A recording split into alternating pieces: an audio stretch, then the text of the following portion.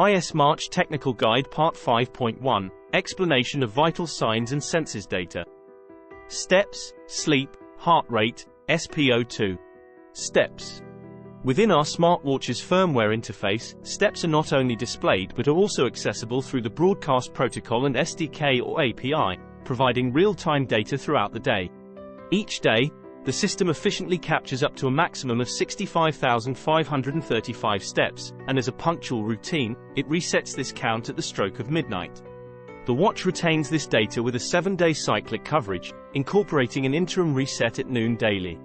For those keen on the technical specifics, the storage configuration is set at 2 bytes every hour, culminating in a weekly data density of 7 days multiplied by 24 hours, each storing 2 bytes of data.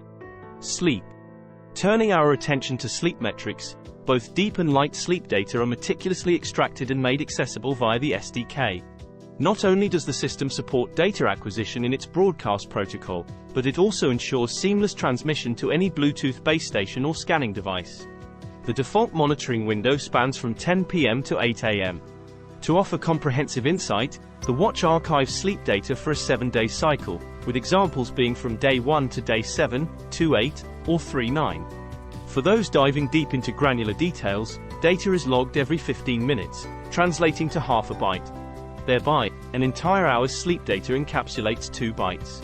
For those ecosystems that prioritize nap metrics, specific firmware versions are available upon request.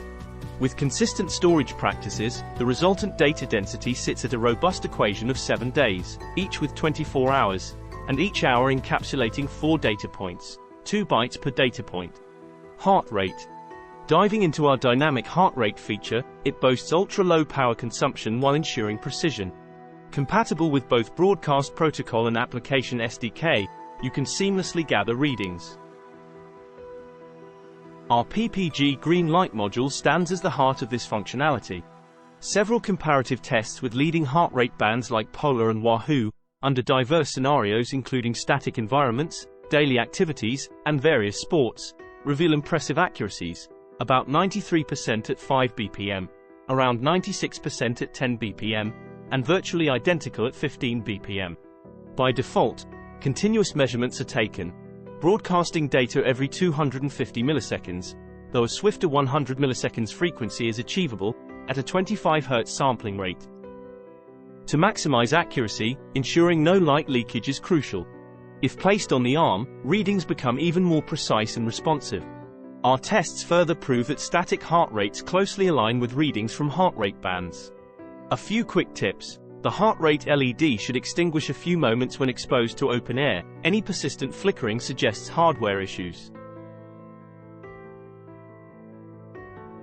And note that our current iteration can't discern between living and inanimate objects. If the LED faces a colored surface, it might display a reading. But rest assured, most wristbands position the LED away from potential disturbances when worn. Additionally, our system factors in the feature of activity intensity to deduce wear time. For instance, prolonged zero intensity indicates non-wear, and the heart rate value is invalid. For an intricate dive into this, consult our firmware analysis document. Yet, for impeccable measurements, proper wear is essential. Avoid wearing multiple bands on one hand, which could constrict blood vessels. Ensure there's no light leakage and that the band sits snugly on the wrist. Always compare dynamic heart rate tests with a heart rate band.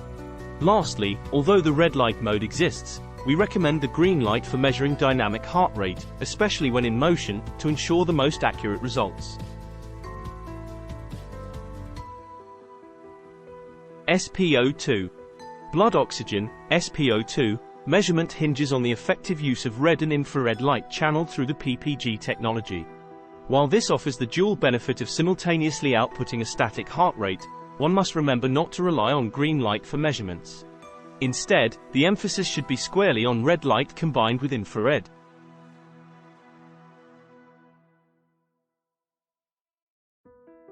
These measurements are not just mere numbers but can be seamlessly displayed on the firmware and be accessed by apps using various sophisticated protocols and SDK.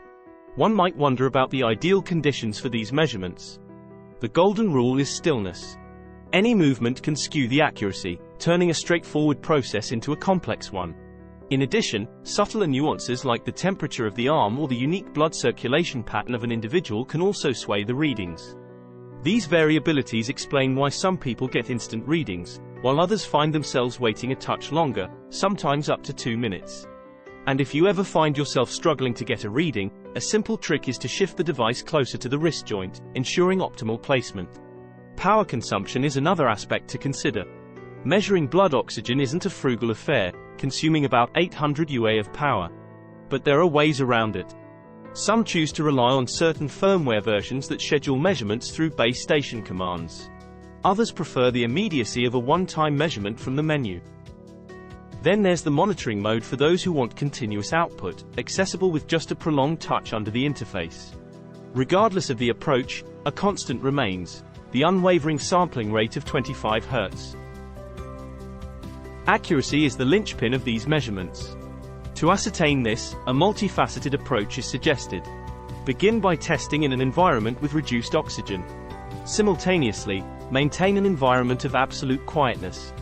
This quiet state is verified by broadcast protocols that come with an inbuilt activity flag. For those seeking a benchmark, traditional blood oxygen clips serve as a reliable comparison. In fact, our measurements have consistently held their own, even in challenging low oxygen terrains. When considering the nuances of blood oxygen measurement, several key insights emerge. For starters, individuals with lighter skin tones, efficient blood circulation, or moist skin tend to receive results at an accelerated rate. In contrast, the elderly might find themselves waiting a bit longer. Interestingly, if you're in a rush, early results can be hastened by tempering the signal quality. Yet, it's crucial to remember that the typical blood oxygen level for a healthy individual oscillates between 95–99%. If you ever find that the blood oxygen reading dips below 95% and you're confident there isn't an oxygen scarcity or you aren't located in a high-altitude area, it's likely there's an error. Such inconsistencies can stem from genuine oxygen shortages. Something as simple as holding your breath can verify this. Alternatively, it could be due to vigorous physical activity, especially if the activity intensity surpasses a value of 5 in the broadcast data. Be cautious, as this can render the oxygen value unreliable. Although software modifications could theoretically block these dubious outputs when activity is too intense, this step hasn't been integrated yet. It's an aspect we've left for user discretion, but one that can sometimes lead to confusion and misconceptions. Diving into the technological intricacies, our current algorithm has the prowess to detect blood oxygen values as low as 80%. This isn't just a tech gimmick. It's been implemented based on user requirements. This capability becomes especially vital for those venturing into high-altitude regions or individuals keen on identifying hypoxia. As with any sophisticated tool, the accuracy and efficiency of blood oxygen measurements hinge on various conditions. When the ambient temperature takes a dip, human capillaries tend to constrict, leading to decreased blood perfusion. This weakens the blood oxygen signal, potentially prolonging the output time or even skewing the accuracy. Additionally, it's essential to remain stationary during testing, as any limb movement or even talking can disrupt the readings. Wear the device correctly too, ideally about a finger's distance above the wrist joint, where blood vessels are abundant. But humans are diverse, and physiological signal strengths can differ from one individual to another. Consequently, someone with a weaker signal might experience a longer wait time and diminished accuracy. For instance, paler or thinner individuals might find their signal values trailing behind the average.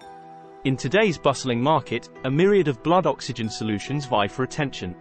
Some devices, albeit inaccurately, employ a green light to gauge oxygen levels. Others might incorporate a few red lights, but they often still miss the mark, lacking the requisite PD for genuine blood oxygen assessment. A few ambitious models pair a genuine blood oxygen chip with a possibly misleading algorithm. If they're churning out results within a mere 10 seconds, skepticism is warranted. Some of these devices cunningly roll out a static value, biding their time until the true reading is available. This can be glaringly evident in low oxygen zones like plateaus, where the environment itself defies algorithmic imitation. Yet, other models use the true blood oxygen chip combined with an algorithm, varying in the range of ppg signal quality they accommodate. The broad-range models might deliver faster, albeit less precise results. On the flip side, models that demand optimal signal quality won't give an output until this criterion is met.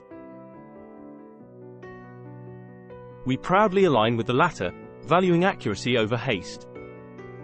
Thanks for watching.